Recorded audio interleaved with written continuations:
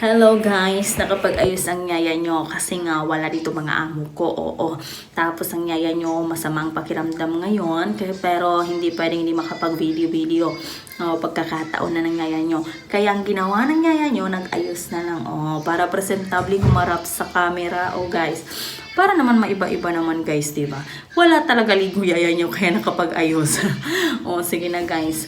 Bakit ko nga ba ginawa itong video na to? Kasi nga guys, isi-share ko naman ngayon kung ano ang 10 Facebook Community Standards. Kasi nga last video ko, na-share ko sa inyo kung bakit nare-restrict ang aking Facebook account. So, na-mention ko nga doon yung community standard na na-violate ko. So, ngayon naman guys, isi-share ko sa inyo kung ano nga ba yung mga community standards na yon. So, merong 10 Facebook community standards. Yes guys. So, i-share ko sa inyo kung ano yon.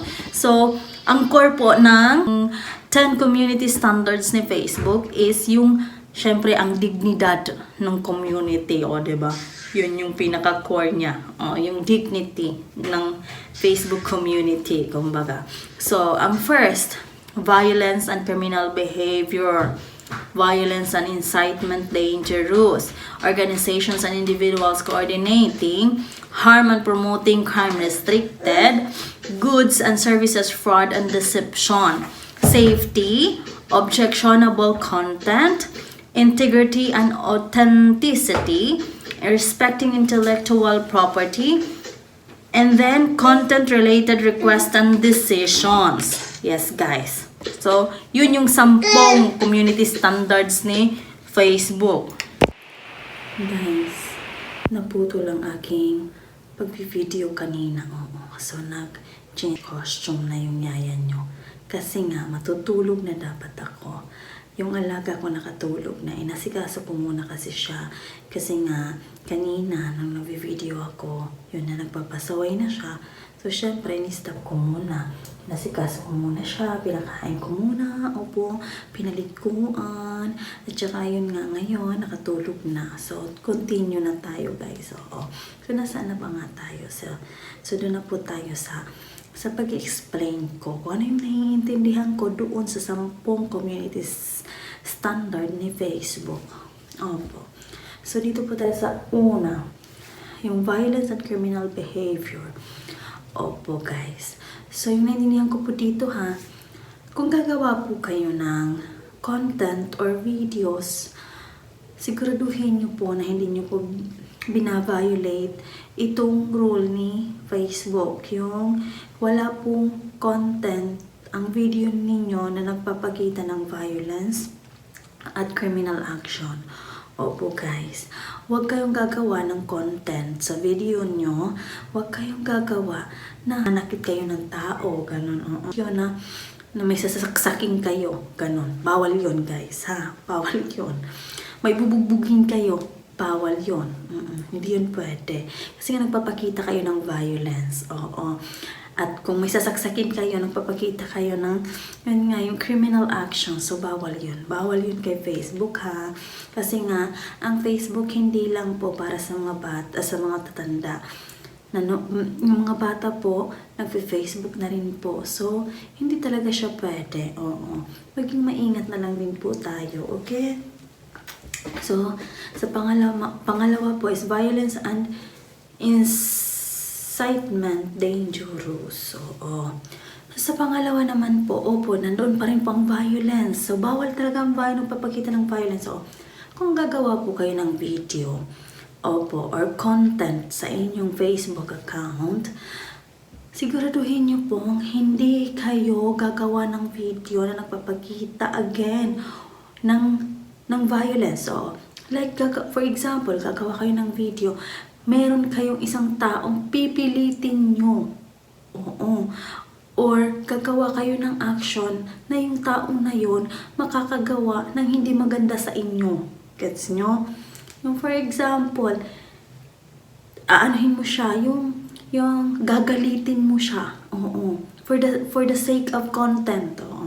Gagalitin mo yung taong yun hanggang sa masagad siya at makagawa siya guys. Makagawa siya ng act na against na sa law. Nagigets nyo yun? Opo. So, bawal yun. For the sake of content, gagawin nyo yun. Guys, bawal yun. Huwag nyong gagawin yun, ha? Gagawa kayo ng content.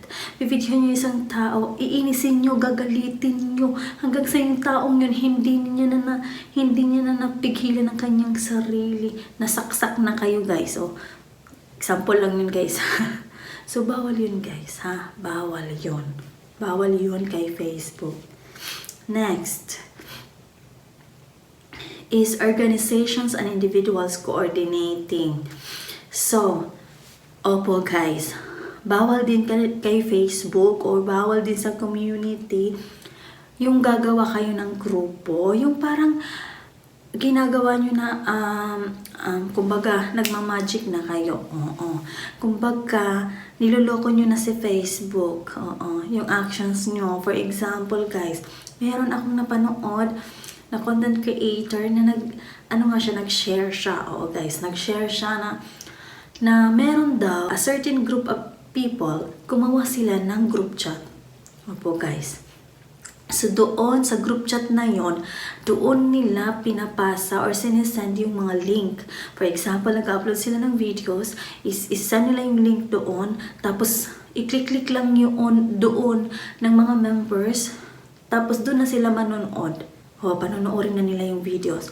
So, doon sila nagtutulungan. Nagtutulungan sila na palakihin ang views nila, kumbaga paramihin ang followers nila. Doon sila nagtutulungan, guys.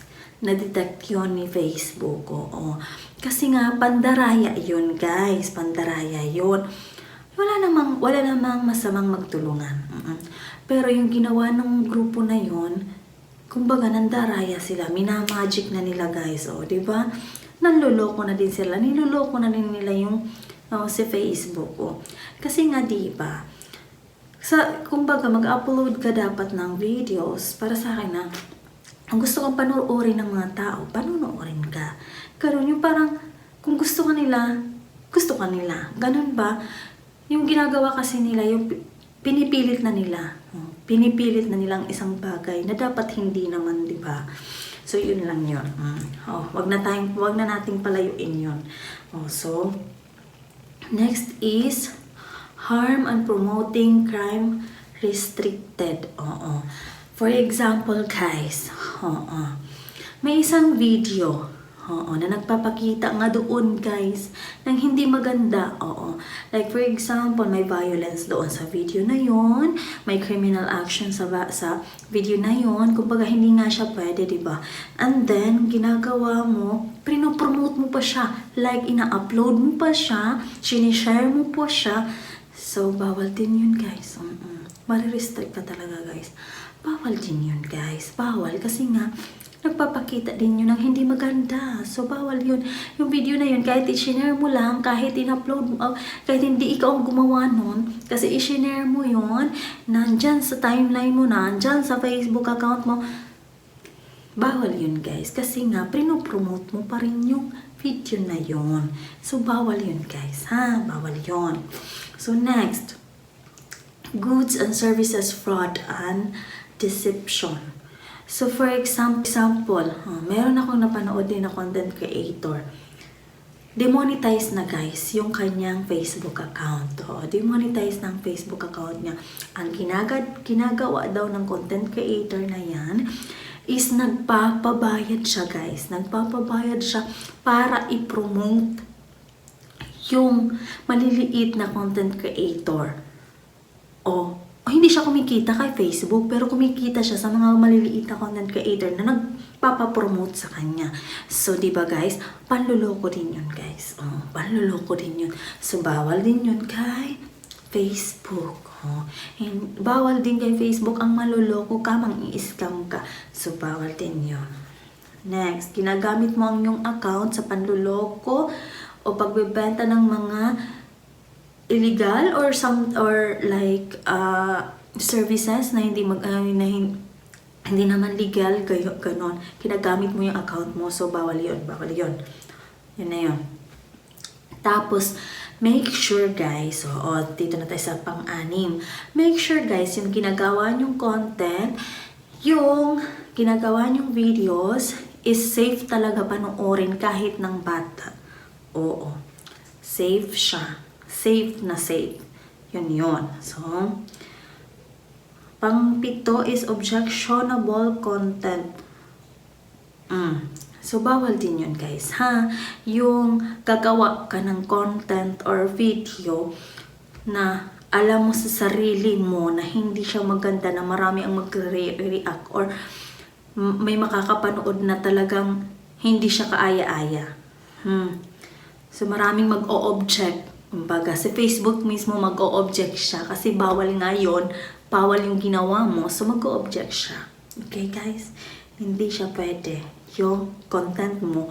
So, yung object ni Facebook. So, bawal yun. Bawal. Next, integrity and authenticity. Sa integrity. Integridad ba, guys? Make sure na kung gagawa ka ng content, wag mong mawalain sa sarili mo ang integridad mo.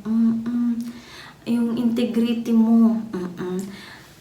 Make sure na yung pagkatao mo hindi nayuyurakan, kumbaga. Guys, wag todo-todo. For the sake of content, ano nang pinagagagawa mo? Para may napanood akong video, meron naman ako napanood, diba? Dati-dati pa, hindi pa ako nag-apply ng professional ng professional, kemi-kemi, ganyan. Hindi ko pa na-activate yun, Yung, alam niyo yun, yung sayaw kaldero, ano ba yung tawag doon? Ganun, guys, diba? Hindi na siya makatarungan, diba? Yung ginagawa mo, hindi na makatarungan. Yung integridad mo, bilang tao. Huwag mong mawalain yun pag gagawa ka ng content, pag gagawa ka ng video. So next, yung respecting intellectual property, irespeto mo. Guys, irespeto mo yung ginawang video ng kapwa mo content creator. Yung alam mo nang ginawa niya, na nakawin mo, i-upload mo sa sarili mong Facebook account. Alam mo nang hindi ikaw ang gumawa, diba? Hindi ikaw ang naghirap niyan. So, respect. Respeto mo siya. Irespeto mo kasi pinaghirapan niya yan. At saka wag mo siyang, kumbaga, wag kang magsasalita ng hindi maganda or magko-comment ng hindi maganda sa kapwa mo content creator. Respeto. Mind your own business, kumbaga. Pero, yun nga, wag kang mangungopya. Guys, wag mong kukopyahin ang gawa niya. Yun lang, guys.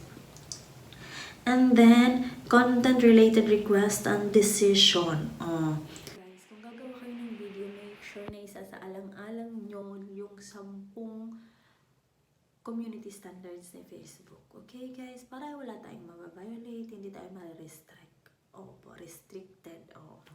So, yun na nga, guys. Yun lang, guys. Konting kaalaman na naman ang share ng yaya nyo. So, hanggang dito na lang muna. Bye!